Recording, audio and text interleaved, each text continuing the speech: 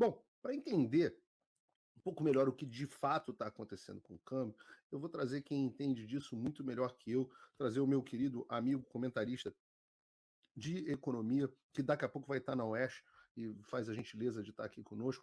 Bruno Musa, que bom estar aqui com você.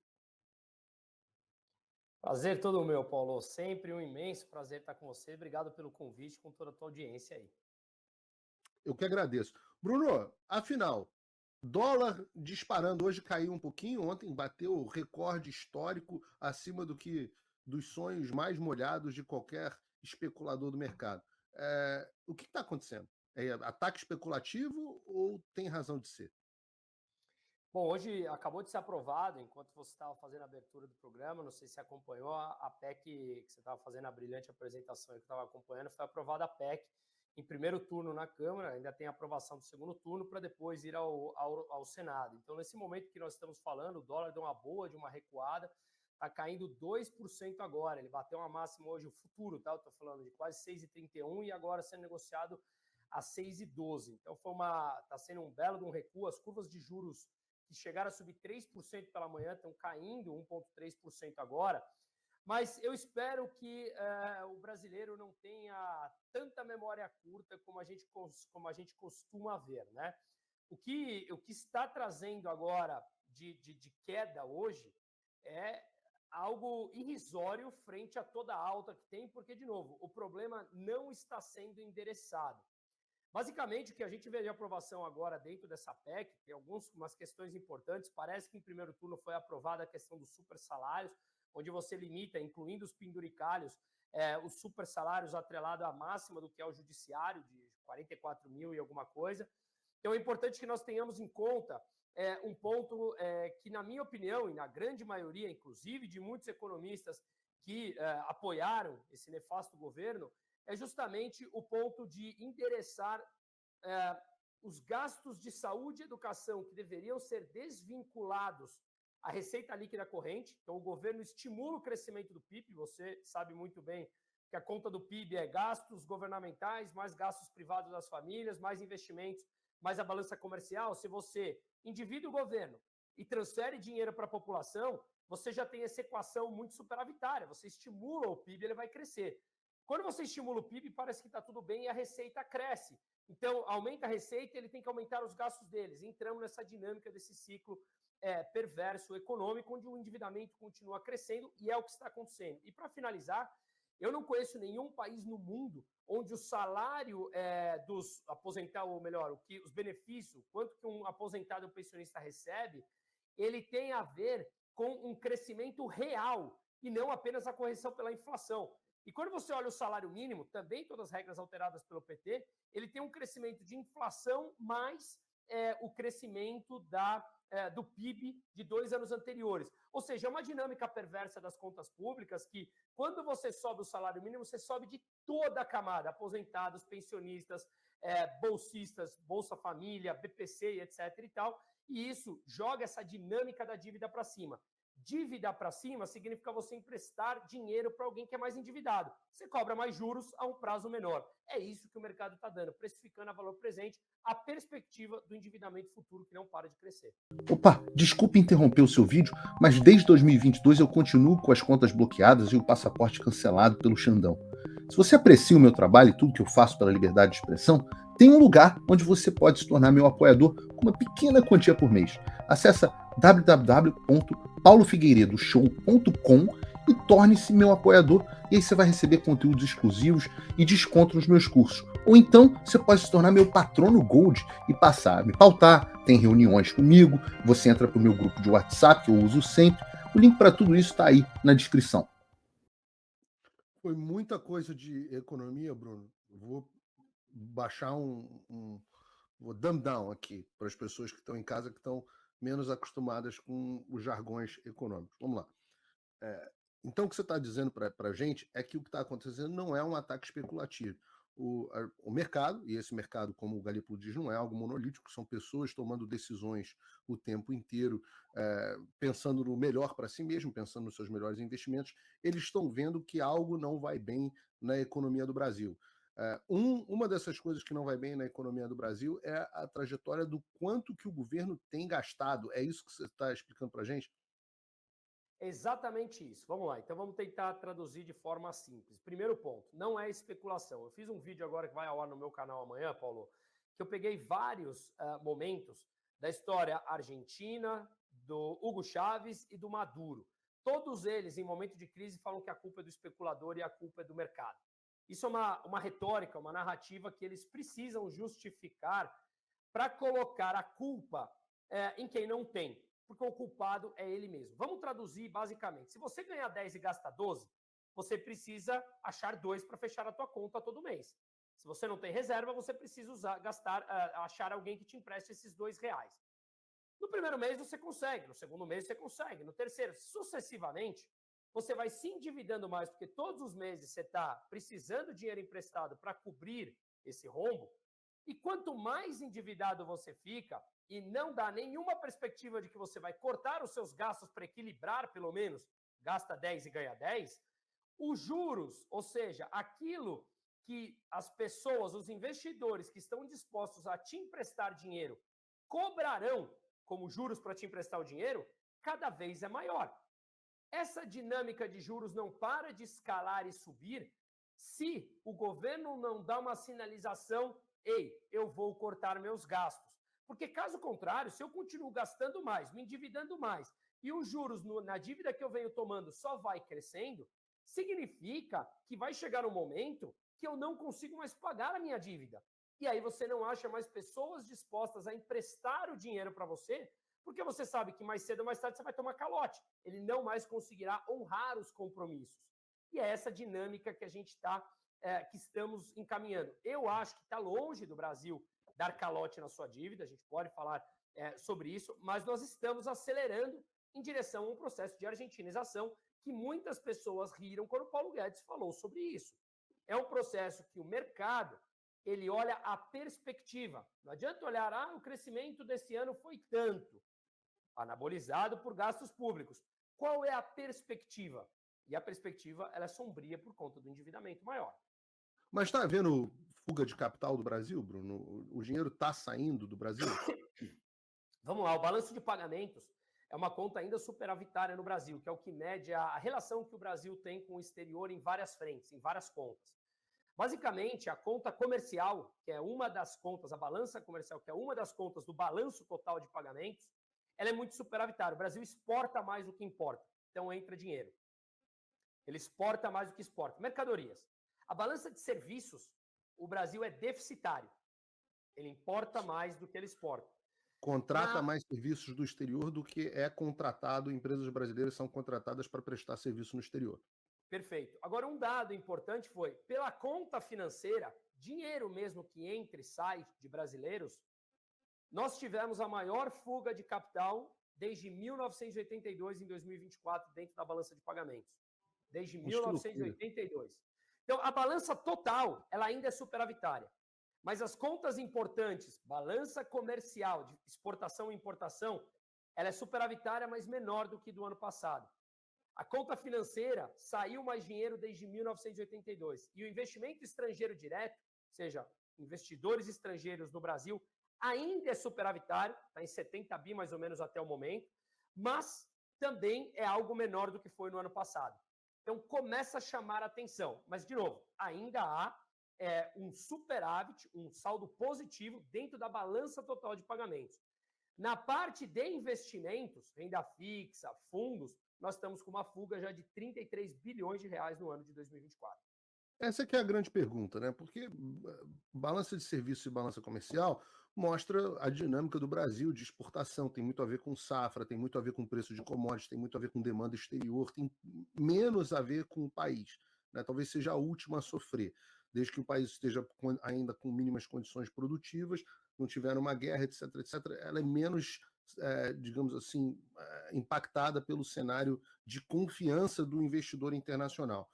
A conta financeira, essa especificamente, que mostra o quanto que as pessoas estão colocando dinheiro no Brasil ou retirando dinheiro do Brasil debaixo desse governo atual. Essa que você está me dizendo que é a pior em 2024 desde 1982?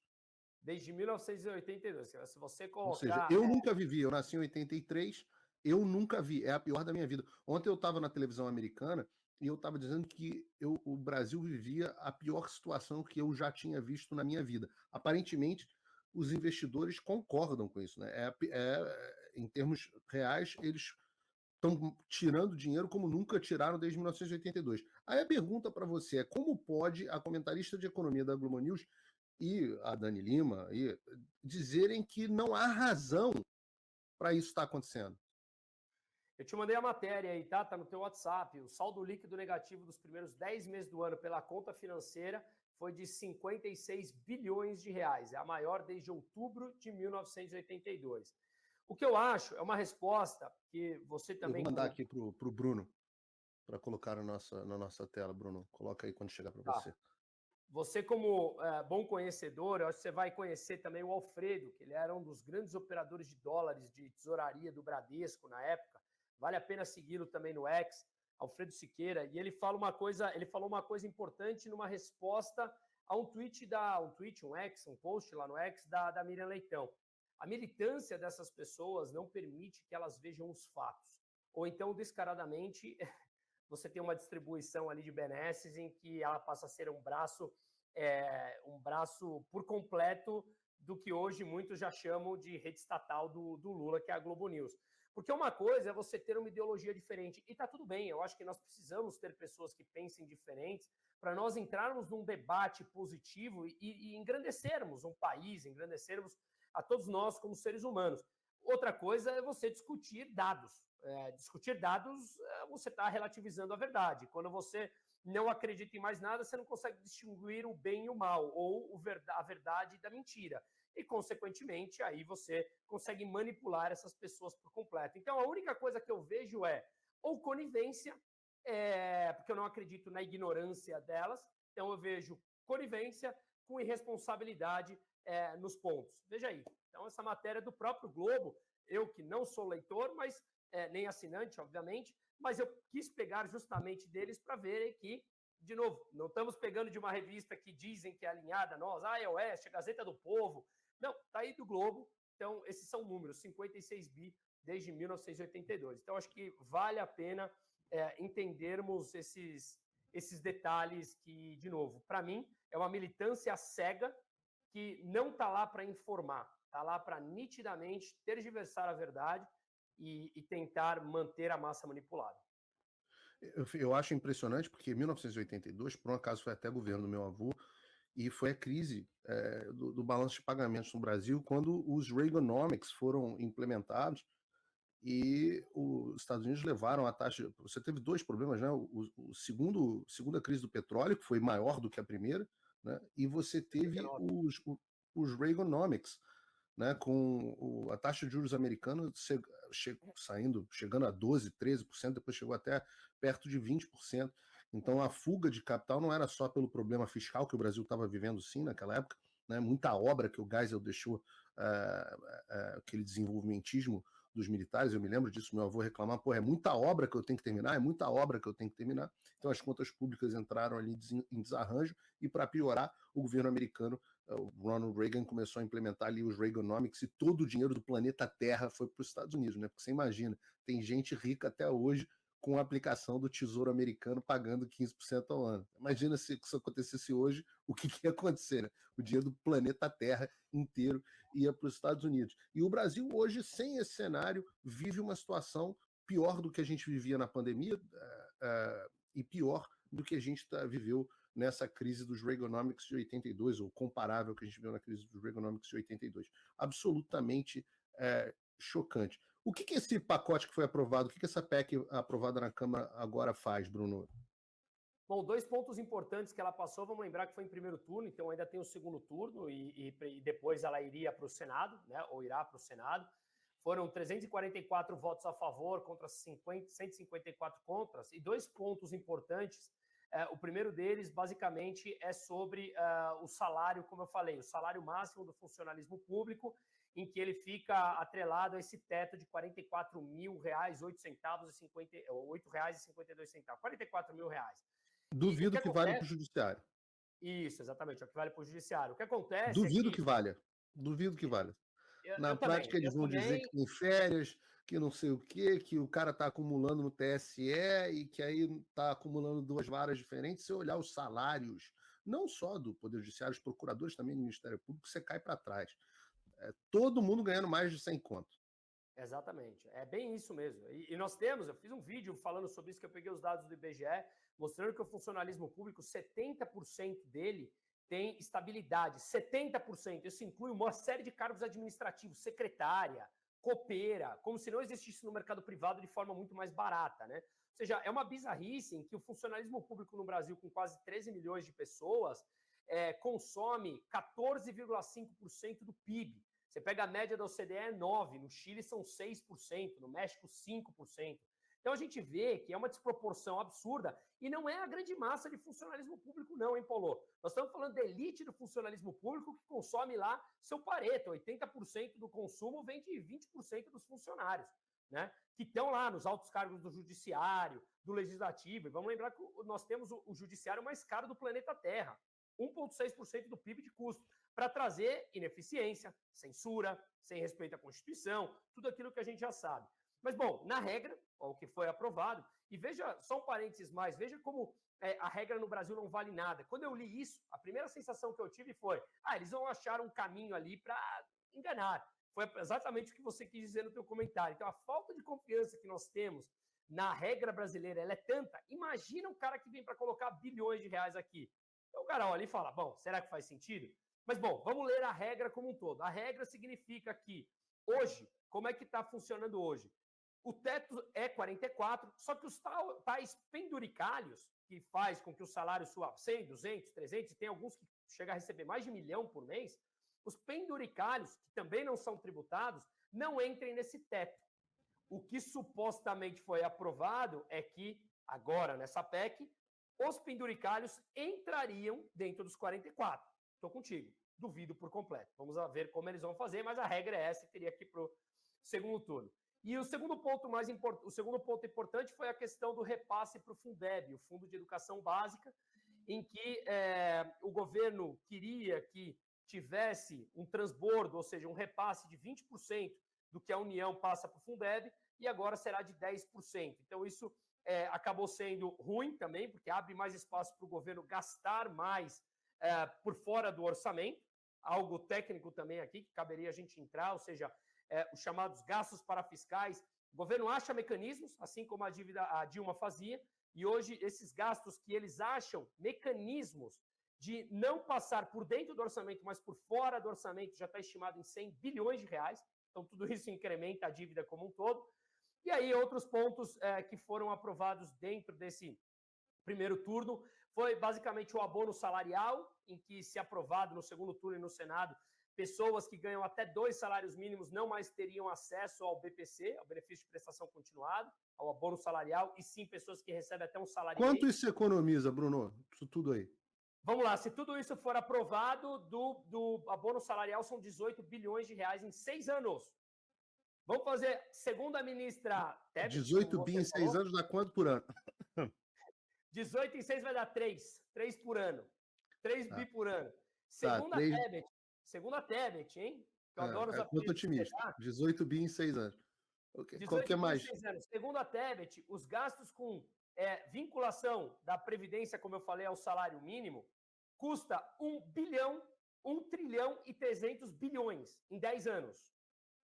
Cada alta na Selic, 1% da Selic que o governo precisa subir, que o Banco Central precisa subir para conter a inflação por causa do governo, são 50 bilhões de gastos adicionais. O pacote nasceu morto. Para que serve? Ah, meu Deus, vamos lançar um pacote fiscal, o dólar vai cair. Economizou quanto? 3 bilhões. Qual foi o déficit no ano passado? 130. Não faz em cócega. Qual vai ser o déficit nesse ano? Ninguém sabe, né? Algumas estimativas ali estão na casa dos 70, 80, o governo fala que vai ser na casa dos 30, então tem um leque bastante grande dentro desse range aí que está sendo estipulado. Mas, claro, vamos lembrar que, mesmo que seja 30 como o governo estipula, tá? A banda inferior permite até 28,5 bi de déficit. Provavelmente será estourado, mas só para finalizar, imaginemos, finalizar esse assunto, imaginemos seja 30, tá? Para inventar aqui, e o governo acertou. Nós temos 100 bi que estão sendo gastos fora do orçamento. Ah, então cumprimos o arcabouço fiscal, entregamos 28,5 de déficit. Você gastou 100 bi no cartão de crédito e você finge que isso não conta nada. Cartão de crédito é uma analogia como se nós fizéssemos na nossa vida.